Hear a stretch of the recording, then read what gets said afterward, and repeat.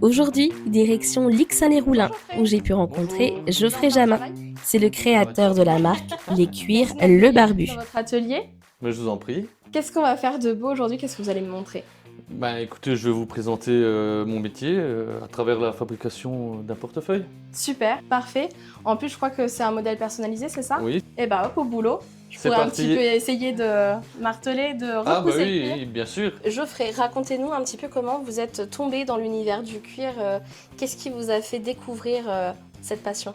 Bah, à la base, en fait, c'était la passion pour la moto modifiée type chopper, quoi, ou dans le monde de la Harley Davidson, les custom. D'accord. J'ai reçu ma première moto et il me fallait une sacoche. J'ai récupéré du cuir et je me suis fabriqué une sacoche. Je vous ai dit, allez, hop, je trouve pas ce qui me plaît, je le Voilà. fais moi-même. Ça m'a pas mal plu et avec des tutos sur internet et le travail derrière, j'ai commencé à en faire une, puis une autre pour un pote. Je me suis pris au jeu et voilà, après je me suis lancé doucement, Mais sûrement. mais sûrement. Parce qu'à l'époque, vous faisiez quoi comme profession? Quand j'ai commencé à travailler le cuir, je travaillais dans une entreprise de verre. Ah oui, donc J'étais on va à rester dans le l'usine, ouais. manuel, mais Là, c'était de l'usine. J'ai fait ça pendant 8 ans, mais la moitié du temps, j'avais déjà commencé mon activité et j'avais les deux activités en même temps.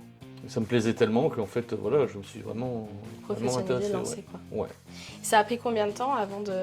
Alors je suppose qu'on apprend toujours dans ce type de métier, mais ça vous a pris combien de temps avant de maîtriser ce savoir-faire? Alors, maîtriser, c'est un grand mot, comme on en apprend tout le temps, et je vais encore en apprendre pendant longtemps. Pour la personne qui est vraiment intéressée, si on est un peu manuel et minutieux, on peut rapidement faire de petites pièces, déjà pour soi, pour la famille, voilà, et après se lancer, en faire un commerce. Il faut vraiment se prendre le temps, après aussi se créer sa pub, se créer une clientèle. Se faire son réseau. Qu'est-ce que vous faites là actuellement? Sur quelle pièce vous travaillez?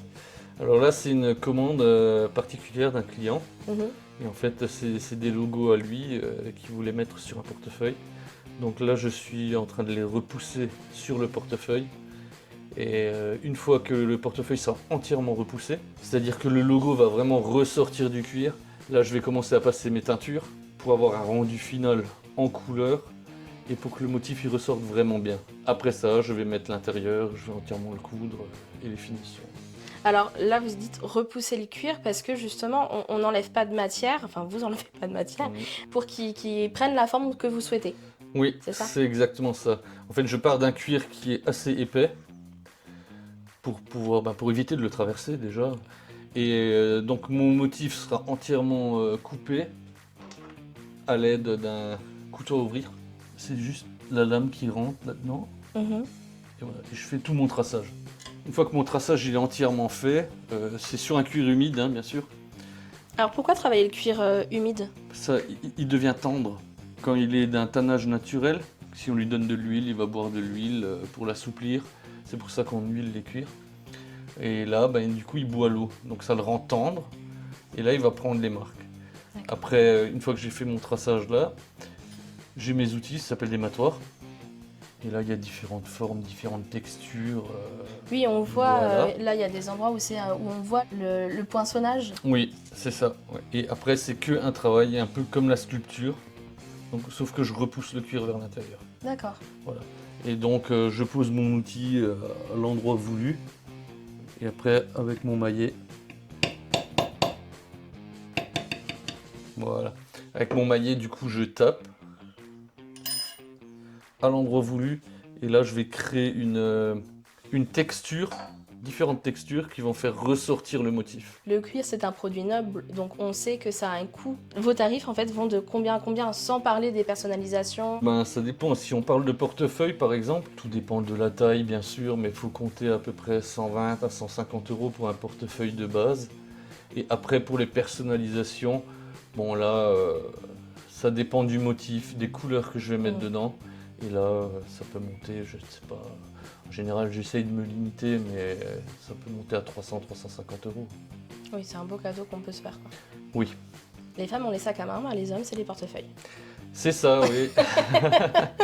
Là, j'ai un cuir brut, déjà humidifié. Ça, c'est le motif que j'ai fait là. Donc, Vous passez avec le stylo d'abord pour faire une empreinte, c'est ça? voilà. Comme le cuir, il est humide, il va prendre marque. toutes les marques. Il marque tout de suite. C'est un motif que le client m'a directement donné, donc donc j'ai réalisé celui-là, mais autrement je préfère faire moi-même les dessins. D'accord. En général, on me donne une idée et je travaille autour de l'idée pour créer un motif unique. Ah ouais, effectivement. Ouais. D'accord. Et donc si là on n'agit pas par exemple, est-ce que ça reste longtemps la marque là ou ça reste... La marque elle va rester. Du coup, le but c'est de faire ressortir la lettre, parce que là on voit un traçage, on voit qu'il y a un B. Mais si on veut vraiment la faire ressortir, là on a des couteaux à ouvrir. Et là on ouvre le dessin. Ça s'appelle ouvrir le dessin Donc c'est le tracé brut on va dire. Ouais. C'est ça? en surface. Voilà. Moi je suis mon tracé. Voilà. Et j'ouvre le dessin avec la lame, parce que c'est une lame là au bout. Uh-huh. J'appuie avec mon index pour avoir une certaine pression. Et après je guide avec les autres doigts. D'accord. Donc là il y a quand même une entaille qui est faite dans le cuir. Une entaille de à peu près 1 mm de profondeur. Bon. Alors. Du coup c'est celui-ci. Je me Ouais. trompe pas, c'est ça? Et donc le côté le plus profond c'est celui qui va contre la lettre. Oui, voilà. Donc là. Voilà, vous rentrez dans le sillon. Le bord dans le sillon. Voilà. Ah oui, donc vraiment le carré Voilà. quoi. Et après je... Et on tape.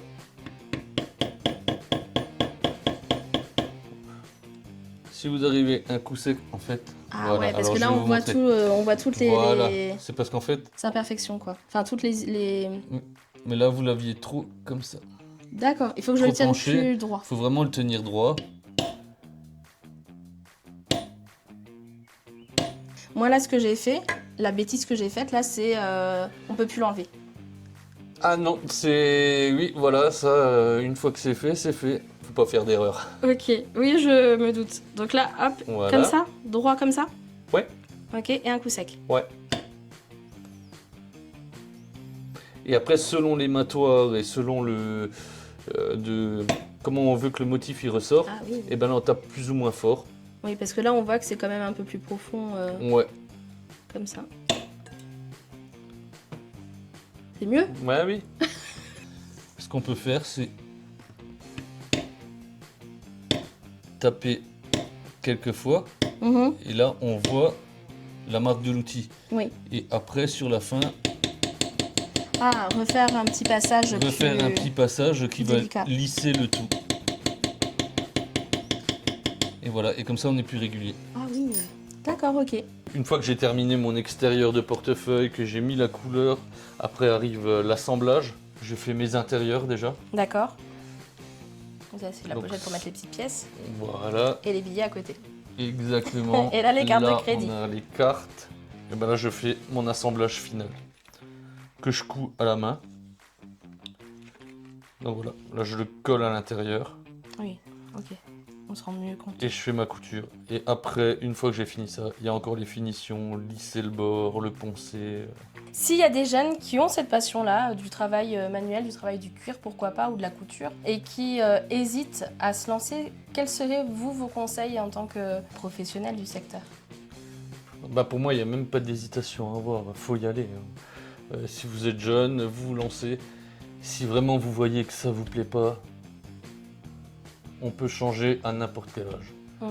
Moi, j'avais 30 ans passés quand je me suis mis à cette activité. Donc je dirais même quand on est jeune, il faut explorer, voir ce qui nous plaît. Parce qu'une fois qu'on a un métier qui nous plaît vraiment, on n'a pas l'impression de bosser. J'ai pas fait d'école, j'ai pas fait de stage, j'ai vraiment tout appris sur internet. Et de temps en temps, quelques conseils demandés à des personnes qui travaillaient déjà le cuir. Mhm. Voilà. Mais après, c'est beaucoup de lecture, beaucoup de vidéos, de regarder les différents cuirs, de s'intéresser. Il existe des formations, Ouais. bien sûr. Dans le secteur, je crois que c'est un peu compliqué. Il faut bouger. Est-ce que vous en vivez de votre métier? Alors oui, moi aujourd'hui j'en vis, Mais bon, j'ai quand même mis quelques années maintenant à développer mon activité, à me faire ma publicité, à me faire ma clientèle. Et pour ça, bon, il y a les réseaux sociaux, ça, on n'y échappe pas. Et il y a aussi le bouche à oreille et se faire connaître sur des marchés d'artisans d'art. Et retrouvez Geoffrey sur l'ensemble de ses réseaux sociaux. Quant à nous, on se retrouve la semaine prochaine pour un nouvel épisode de Mirabelle et Bretzel. Bonne semaine à tous!